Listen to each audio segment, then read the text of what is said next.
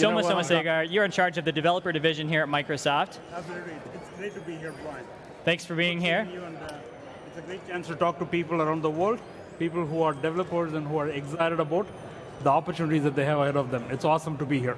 Great. Well, the last time we had you was actually leading up to the Visual Studio 2013 launch back in November. Yep. So a lot of changes since then, rapid pace. Let's first talk about this kind of new Microsoft. A lot of new leadership, a lot of excitement, a lot of energy. Satya kind of at the helm. From your perspective as a senior leader within Microsoft, how have things changed, or is it business as usual? How are things going? Whenever there is a leadership change, there is always sort of opportunities to sort of, pause and then think about how we want to move forward. And I think that's precisely what Satya and the leadership team is doing as we go along. But in some sense, hey, a lot of the work that we are doing today has been put in motion in the last year or two. So it's a great opportunity for us to pause, reflect upon where we are, and figure out hey, how we want to put our best foot forward kind of thing. And so it's been a fantastic time. I always say hey, a time of change. Some people can say it's a time of challenge. Some people can change it. It's a time of opportunity. For me, it's a boatload of opportunities. I like to think of it as the opportunity as well. So let's get right to it. A lot of momentum since we were talking about Visual Studio Online back in November. Let's start right there. I think I heard a stat this morning, over 1 million developers already using Visual Studio Online. Is that right? That's absolutely right. It's sort of fascinating because we launched the service in preview form, the Visual Studio Online service in preview form, about 4.5 months ago in November, right? And until then, we had sort of done private preview, public preview. We were doing sort of all kinds of things to make sure that we are building the right things for our customers. But when you launch something, right, you don't know what the reception is going to be, kind of thing, right? Fast forward 4.5 months, knowing that we've seen a phenomenal uptake for the service, where we have literally more than 1 million developers that have registered with the Visual Studio Online service. And more importantly, a lot of them are doing something meaningful day in and day out. That's just been fantastic to see. And that is just the service side. That's exciting. And there's always, of course, new updates coming. I've seen almost every 3 weeks we have a new update coming, a lot of new stuff coming in Application Insights, of course. Tell me, how important is Application Insights to the future of Visual Studio Online? Sure. So let me first sort of talk a little bit about one thing that you mentioned, which is hey, we've seen a lot of updates coming out pretty regularly, faster pace, faster cadence. If you remember back about a year ago or a year and a half ago, we said hey, we want to sort of move into a world where the cadence that we are delivering stuff, right, is much faster than what we've done ever before, right? And true to form, whether you are thinking about Visual Studio, where we are releasing Visual Studio itself more frequently, or updates to Visual Studio that we are releasing pretty much every 3-4 months, and these updates contain not only bug fixes, but also a fair set of what I call new features and new enhancements and new capabilities in Visual Studio. The cadence that we've been delivering for Visual Studio itself has just been awesome. And with Visual Studio 2013, we are absolutely continuing that trend. You might have noticed that we've already shipped Visual Studio 2013 Update 1 a couple months ago. And just yesterday, we announced the release candidate of Visual Studio 2013 Update 2. This release candidate has got a go-live license, so people are welcome to sort of build production applications and deploy it in production environments and know that we are there to support them. So the cadence has been awesome. Now, if you look at the services side from Visual Studio Online perspective, we are literally on a cloud cadence. Hey, every 3 weeks, we sort of rev the service. Some of those revs are what I call minor updates. Some of those revs are major updates because major features kind of thing. But we are on a fast cadence now.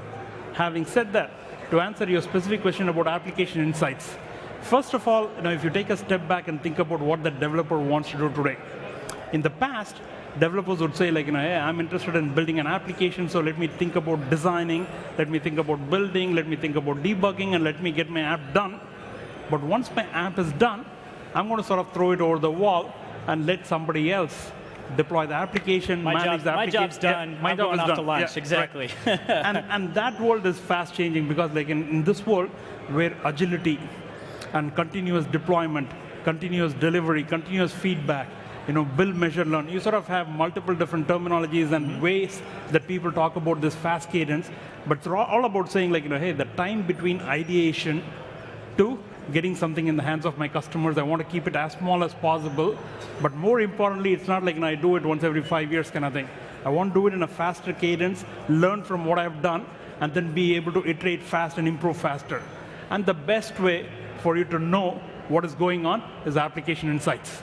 Because what you really want to do is like, hey, I've built an application, I know what I'm building, I've deployed it, but what I really need to know now is, what are my users doing with this? How are they using? What is the application doing? How is the application performing? Is it meeting my customers' requirements and demands? And are the customers spending more time on the application? And the more data I have, the more I can think about like, hey, how do I prioritize my next sprint or my next sort of work items or next backlog, and be able to sort of address customer feedback and keep going, and that virtual cycle. So application insights is sort of a key pillar of understanding what happens to your application when it's deployed, so that you can focus on making it the right app with time. That's great, and I think it's really exciting because we really do practice what we preach. I mean, you have a brand new building that you've renovated where most of your team is over in Building 18, and I'll walk up and down the halls and I'll see these monitors along the wall that actually have the App Insights data, so that everybody's on the same page about whether or not there's a live site issue or how customers are actually using the service. Maybe you write a blog post and we see a lot of new signups that are going to the site and that sort of thing. So it really is nice to be able to not only get these tools out into the hands of customers, but also to use them ourselves and try to make it better together. Absolutely right. In a world where hey, DevOps is becoming sort of one integrated workflow with the developer at the center of the DevOps workflow, right? That's what we are enabling in Visual Studio. And we are no different as far as the developer division goes or Visual Studio goes, because we ourselves are sort of a development team that wants to operate in a sort of, hey, faster cadence, let's go get insights, let's go get data, and let's sort of have a rapid iterative loop. And so it makes sense for us to follow what we preach or what we do in Visual Studio. Absolutely. So while we're on the topic of DevOps today, one of the most exciting things for me coming out of the keynote this morning with Scott Guthrie and Bill Staples was this new Microsoft Azure portal. And Bill Staples showed how we're really bringing together Visual Studio Online with the Windows Azure portal. We're pulling in billing data. We're pulling in all of this application insights data. Moving forward, is that kind of the one place moving forward where we'll start to see a lot of these innovations showing up? Absolutely. Are those portals kind of over time going to kind of go into this one portal to rule them all, if you will? Sure. What we showed today was like sort of what I call a preview or the beginning of what an integrated experience could look like. Today you got Azure portal, you got Visual Studio Online, you got other sort of management consoles or management portals kind of thing. And what we are trying to say is like, hey, particularly if you think about DevOps and having it be closely integrated with the platform, we have an opportunity to say that there is one integrated portal or one place that you as the developer go to think about the entire life cycle of your application. Starting from like, hey, I'm starting to think about an application or write some code, all the way to deployment, getting insights, being able to manage my application. That whole cycle that people need to care about, you can do all of that in that one integrated portal kind of thing, right? And so we feel really good that like, hey, in fact, I would say like, we are in a unique position today for being able to deliver that integrated one-stop experience in a single portal, unified portal. And I think that experience is going to be far more integrated than what you would get anywhere else today. Absolutely. I think it's first of its kind. And you mentioned obviously how important this is to developers. But at the end of the demo, Bill also showed one of the operations dashboards that you might put together as well. And it's just beautiful. And I can't wait to talk to Jonas Sterling and Vishal Joshi later this afternoon to talk about some of the engineering which went into making that possible. We've always talked about how you can get developers and operations folks to come together and work together seamlessly.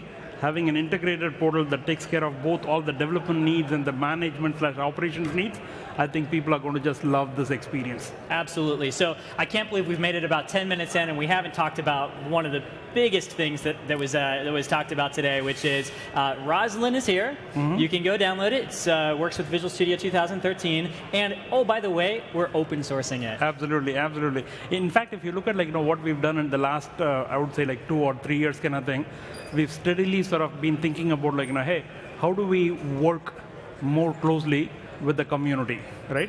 How do we think about doing innovation in the open? How do we create a more vibrant community? How do we have the community participate with us, both in terms of giving us feedback, but more importantly in terms of helping us with the innovation and moving forward in the direction that we are headed in, right? So given that, I think we took some major steps both yesterday and today. Yesterday, you heard us talk about like how we are open sourcing the Vim.js framework. Today, you heard us talk about like hey, Roslyn, it's not only here as a preview for Visual Studio 2013, but the C# and the VB compilers are open source as of today, and we sort of are ready to take contributions kind of thing. TypeScript 1.0 is open source. We are ready to take contributions. And to sort of top it all, what we said is like, hey, all these .NET open source efforts that we are doing, that we've been doing in a one-off way so far, we said it's time to sort of bring them all together under the .NET Foundation umbrella and give a chance both for the .NET community and for Microsoft to work together much more collaboratively in the future of .NET kind of thing. So I'm really, really, really excited about what we've done leading up to today and what we announced today in terms of the .NET Foundation and open sourcing of Roslyn and everything else that we are doing. That's awesome. And I do see some questions here from our Niners. Eric is asking whether the version of the Roslyn compiler will work with VS 2013. And yes, the version that you can download today is a preview. It plugs right into Visual Studio 2013. So all of the demos that you saw Anders do on stage, you can go download that and you can make it your own, and you can do that as well. And then Anders also mentioned C# 6, which is coming to a future version of Visual Studio. So in fact, Anders mentioned this in his keynote today. He said, like, hey, just a V6 kind of thing, right? It's a Visual Studio plugin or extension. Go plug it into Visual Studio 2013, and boom, you have the Roslyn compiler working with Visual Studio 2013 today. Fantastic. And so I see some people asking about developing for Android and whether or not we will support that with Visual Studio. What are your thoughts in terms of how Visual Studio can help support Android and iOS development? Sure. In some sense, like when you are talking about like being in a mobile-first world, you have to figure out how you're going to enable people to be able to build device applications that are targeting multiple device platforms, including Android, right? One of the things that we've done like over the last year or so is really sort of strengthen our partnership with a variety of partners, whether it is Unity for games, whether it is Xamarin for C# developers, or whether it is PhoneGap and Cordova for sort of the HTML5 JavaScript developers kind of thing. We want to make sure that Visual Studio, with our partners' work, can be a great environment for you to be able to build applications, both for the Windows family of devices through the universal applications that we talked about yesterday, but also be able to target other platforms, including Android and iOS. And so I also saw that Miguel from Xamarin did announce that they are going to, in the future, support universal Windows apps, which is exciting. Miguel has got a session here today. If people are interested, I would encourage them to go sort of see Miguel's session, because he's going to talk more in depth how you can use Xamarin with Visual Studio and how you can build applications that can be targeted at all these multiple device platforms. Fantastic. Well, while we're talking about .NET and all the language enhancements, we've mentioned C# a few times. What about Visual Basic? Visual Basic continues to be an important part of our language portfolio, right? When we say C#, we really mean C# and VB. When Anders says Roslyn, that's both open sourcing the C# compiler and the VB compiler, right? So we've always sort of thought about like C# and VB as two core programming languages that we have supported and will continue supporting as part of the .NET family, in addition to F# and everything else that we do. Excellent. So here's a great question. For building line of business applications, let's say that you need to build line of business applications. Anchor is saying for Windows 8.1 and Windows 7. What technology might you choose for that? It depends, right? There are multiple First of all, right, we've always said that we believe in sort of giving developers the choice, right? So we say hey, you want to build a C++ application, let's say, right? Sure. I'm sort of picking an extreme example here. Sure. Right? Most people don't probably use C++ for line of business applications, but you want to use that, you can go use that. But the two technologies that I think are going to be most commonly used in enterprises from a line of business application perspective are web standards, whether it's HTML5 JavaScript or C# or VB, right? Kind of one of the .NET languages. So we continue to make sure that hey, you can build applications that target both Windows 8.1 and Windows 7. Having said that, some of the newer things that we are doing are going to be mostly targeted Windows 8. So you'll have to think about what is the API surface area that exists between Windows 7 and Windows 8, and how you're going to be able to build applications if you're interested in targeting both platforms. Excellent. So you actually mentioned something that triggered another question I had for you, Soma, which is there's another announcement that didn't make it into the keynote, but I know that we're making today around this thing called .NET Native. What is .NET Native? So basically, like, hey, in the past, like, the claim to fame for .NET has been developer productivity, right? People get really, really excited about all the productivity benefits that you get when you're writing your app or when you're building your app kind of thing using C#, VB, whatever language you use. One of the things that we've always thought about was because we used like, what I call, just-in-time compiler technology, and we do engine and other kinds of things on the client machine, there's always been like, hey, do I get the maximum performance out of it? Or because I go through an intermediate language step here, do I take a slight performance hit kind of thing? And we said like, hey, there are enough scenarios where people really want the best out of their application performance on the client side. So if we can take the productivity benefits of C# or .NET or VB, and if we can marry it with being able to compile the code natively in your build lab, so that you run the native sort of code on the machine, we feel like we take the productivity and the performance and marry them together. That's what .NET Native compilation helps you do. Excellent. And so this is something that you run as kind of a post-compilation step, or it's built into when you're compiling? And you basically get native code in the process, like the binaries, native binaries you get. That's exciting. I never thought I'd see the day that would come out. So that's awesome. To be clear, that's available in a preview today as a standalone, so you can sort of get it and download it and then use it. It's going to be integrated in the next version of Visual Studio whenever that happens. Excellent, excellent. So I see a lot of people excited about how do they actually get this. So James is asking, if you sign up for a Visual Studio Online monthly subscription, does that also give you credits to build and deploy applications to Windows Azure as well? Yes. And so I imagine you can buy an MSDN subscription, right? Yeah, I think the standard thing that we tell people that we sort of let people know, because we've sort of had a long-standing history of telling developers that like, hey, you want to be able to get the latest and greatest and all the benefits of all the platforms of Microsoft, MSDN is your best way. We made sure that like an MSDN subscription at all levels give you some form of Azure credit for you to be able to start deploying your application, seeing what happens kind of thing. So that will continue across the full set of offers that we have. Excellent. Another question here about Azure Mobile Services from James. We saw some demos in the keynote this morning, and I hate to keep bringing it back to .NET, but today is a big day for .NET. It's a huge day because like in the past, like one of the big things that we've been hearing from our customers is like, hey, when I want to support .NET in Azure Mobile Services, and voila, that is today, right? So today you can, and that was the big thing that we announced in Scott's keynote, that as part of Azure Mobile Services, .NET is absolutely a fully supported first-class citizen for you to be able to build your Azure Mobile Services for the backend. Absolutely, that's really exciting. And so the last question we have here from James is, I may have missed this, but when is the new Azure portal going to be available? And I think it's actually available any minute now. If it's going to be available today. I actually don't know whether it's already available or in the next few minutes or next little while it's going to be available. But as I mentioned before, we are delivering a preview of the new integrated Azure portal that Bill Staples demonstrated in the keynote today. It's in preview today, and like anything else right now, hey, every few weeks you're going to see us sort of start to update the service, but the portal is available today. That's right. So you can go to portal.azure.com. Now, I'm going to ask this question. I'm sure I probably won't get an answer from you, but I just have to ask a question from Roy. When will the next version of Visual Studio be released, Soma? I would say that the teams are hard at work on the next version of Visual Studio. As you see, like, first of all, I think, someday soon, I don't know when it is, we want to get away from this notion of like, hey, is there a new version of Visual Studio? Is there a new version of Visual Studio, right? When we move into a world of services, we really want to think about like, hey, you have Visual Studio, you're on the latest and greatest. There is no like Visual Studio 2012, 2013, 2014 kind of thing. But we are still a little bit further in terms of getting to that state, right? Now people talk about like, hey, when I'm going to deliver Visual Studio as a service, which really means is like, I don't need to think about all these versions, I'm on the latest and greatest kind of thing.